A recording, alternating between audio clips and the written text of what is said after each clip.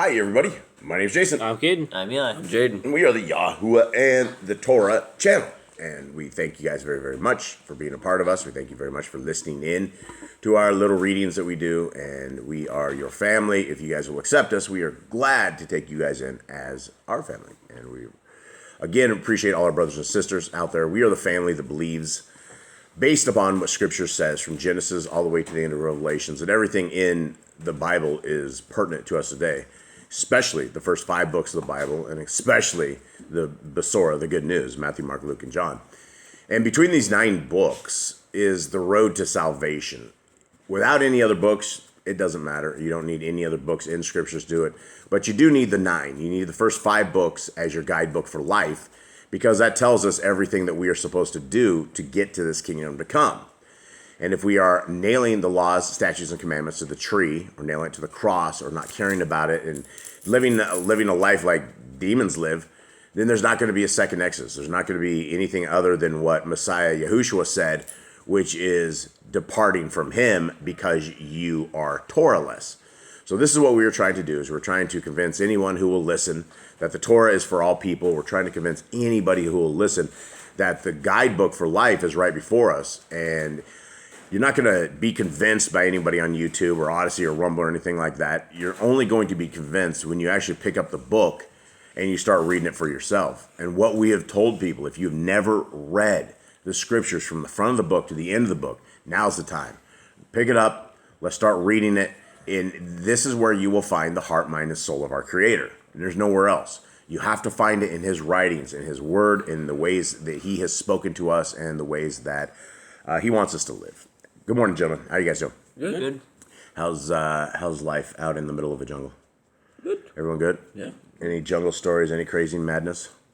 Anything wild? Do we have anything to tell the people? Anything cool? That's a I no. don't think anything. No, thank you. I don't think I got anything. If we had some cricket sounds, that would be good background as I'm asking you guys this stuff. Anyone have a joke? I do. You do? Wow. I can't cue the... You can't do this one. Okay, don't say it, Jade. All right, here we go, Eli. What do we got? What do you call a confused bee? A confused bee. All right, Cubs, this is for us. He buzzes. A confused bee. He's a buzzy bee. I don't know. What do you got? Cage, you got anything? No. A maybe. A maybe. Oh, a confused bee. I get it. That's funny. That's good. How'd you know this one, Jade? Yeah, I talked about it the other day. Oh, did you tell him the joke? No. Oh, did you look this up? Mm-hmm.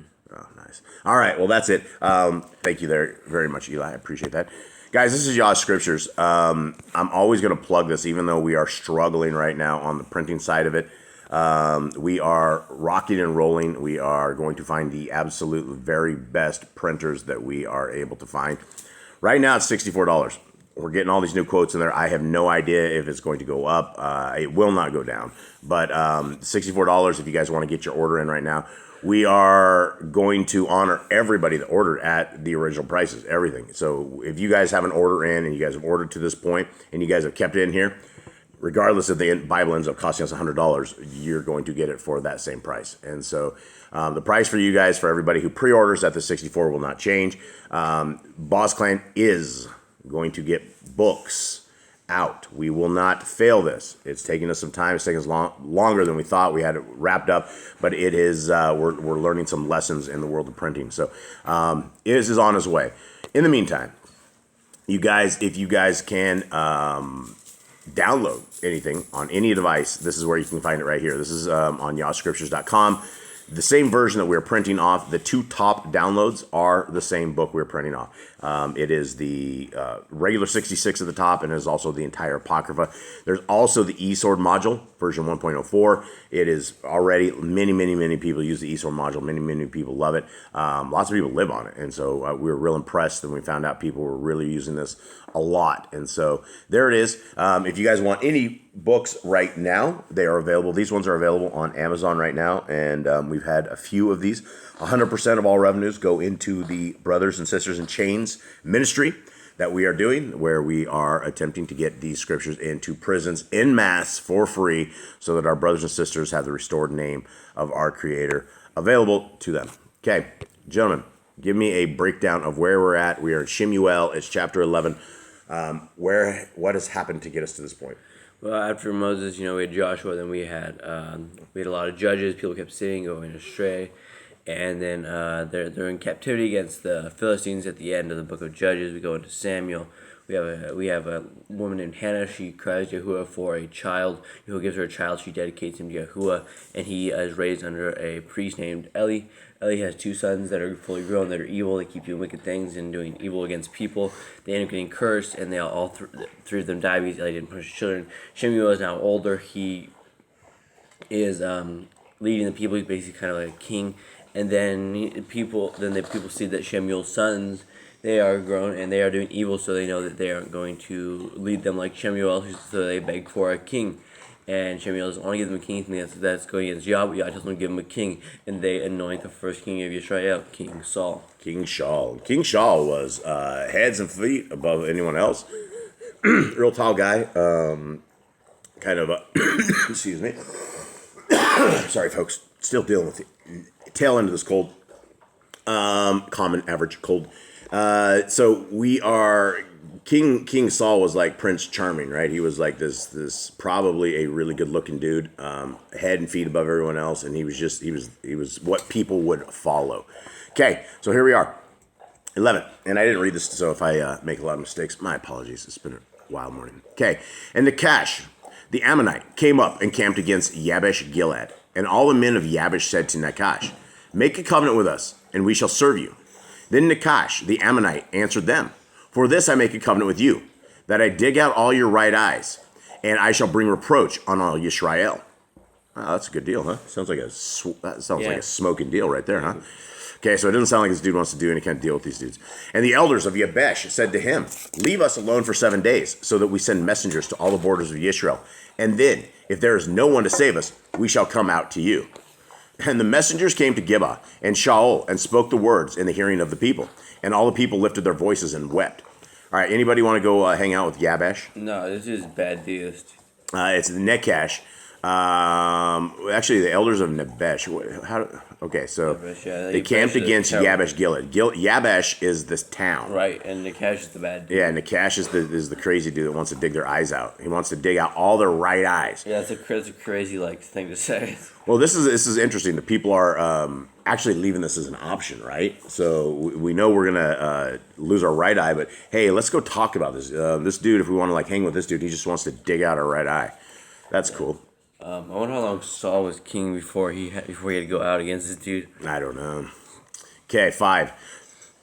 And look, Shaul was coming behind the herd from the field, and Shaul said, and I missed my spot. And Shaul said, "Why are the people weeping?" And they related to him the words of the men of Yabesh. And the Ruach of Elohim came upon Shaul mightily, and he heard these words, and his displeasure burned greatly. And he took a yoke of cattle and cut them in pieces, and sent them throughout all the border of Yisrael by the hand of messengers, saying, Whoever does not go out with Shaul and SHEMU'EL to battle, let this be done to his cattle. And the reverence of Yahuwah fell on the people, and they came out as one man. All right, so he took a yoke of cattle and cut them in pieces. How much is a yoke of cattle? It's just two? Just in a yoke of cattle. So he grabbed two of them and cut these things into pieces. What do you guys think that looked like? It takes a while, man. That's a process. Is it? I mean, it doesn't need to cut up into little pieces. How hard would it be to cut an arm of a cow off? That wouldn't take too long. Halfway, if you have a sharp knife or machete. Really skilled and multiple people. Yeah, it didn't say they're skinning them. It just says he's cutting them up, and so that's different than skinning them of what we know. I think he just killed the cows. I don't think he sent them beefsteaks. I think he sent them like legs and hooves, and dude gets a shoulder, some guy gets a head, somebody gets all the little pieces, I think is what we're talking about here. Because, if somebody sent you a steak and said, hey, you have a barbecue or something, people are like, oh, okay, thank you. Okay, 8. Actually 7. No, it is. And the reverence of 8. And he mustered them in Bezek, and the children of Yisrael were 300,000, and the men of Yehuda 30,000. All right, so 330,000 people came because of the steak incident. And they said to the messengers who came, "Say this to the men of Yabesh Gilead. Tomorrow by the time the sun is hot, you shall have help. Then the messengers came and informed the men of Yabesh, and they rejoiced. So the men of Yabesh said, tomorrow we come out to you, and you shall do to us whatever seems good to you. And it came to be on the next day that Shaul put the people in 3 companies. And they came into the midst of the camp in the morning watch and smote Ammon until the heat of the day. And it came to be that those left were scattered, so that no 2 of them were left together. And the people said to Shemu'el, who said, shall Shaul reign over us? Bring them in so that we put them to death. But Shaul said, no man is put to death this day, for today Yahuwah has wrought deliverance in Israel. And Shemu'el said to the people, come, and let us go to Gilgal and renew the reign there. And all the people went to Gilgal, and there they appointed Shaul to reign before Yahuwah in Gilgal. And there they made slaughterings of peace offerings before Yahuwah. And there Shaul rejoiced, and all the men of Israel very greatly. All right, so what's happening here in 12 and 13? Anyone see this?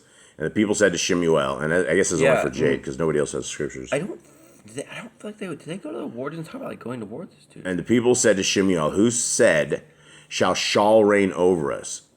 Bring them in. Oh, okay, so they're talking about everybody who didn't in Israel who did not want Shaul to reign. They were going to go and bring all their brethren and have them killed. And then he says, no man is put to death for who has learns, but did they just go and like wipe out the Yeah, they wiped out all so they're not considering them as people, the other nations. Yeah, no, they're not. That's not who they're talking about. They went and...